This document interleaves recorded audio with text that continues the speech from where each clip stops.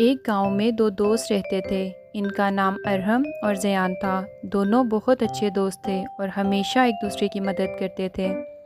लेकिन अरहम की एक गंदी आदत थी कि वो बुज़ुर्गों का एहतराम नहीं करता था, जबकि ज़यान हमेशा बुज़ुर्गों का एहतराम करता था। एक दिन गांव में एक बुज़ुर्ग शख्स आया जो बहुत दानिश्वर था। वो गांव में बच्चों को अच्छी बातें सिखाता और इन्हें कहानियाँ सुनाता। ज़ियान इन बुज़ुर्ग के पास जाकर इनकी बातें सुनता और इनसे इल्म हासिल करता, जबकि अरहम इनका मजाक उड़ाता और ज़ियान को भी कहता कि तुम अपना वक्त ज़ाया कर रहे हो, ये बुज़ुर्ग लोग कुछ नया नहीं सिखाते। कुछ दिनों के बाद गांव में एक मुकाबला हुआ जिसमें बच्चों को इल्म और हिकमत के सवालात के जवाब देने थे। ज़ियान ने जो कुछ बुज़ुर्ग से सीखा था वो इसे अच्छी तरह याद था। इसने तमाम सवालात के दुरुस्त जवाब दिए और मुकाबला भी जीत लिया।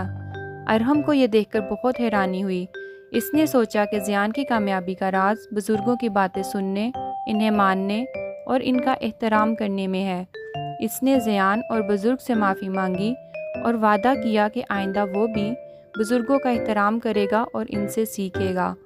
मोरल ऑफ स्टोरी: हमें अपने बड़ों का और बुज़ुर्गों का एहतराम करना चाहिए, इनसे सीखना चाहिए, क्योंकि इनकी दानिशमंदी और तजर्बे से हमें ज़िंदगी में कामयाबी मिल सकती है।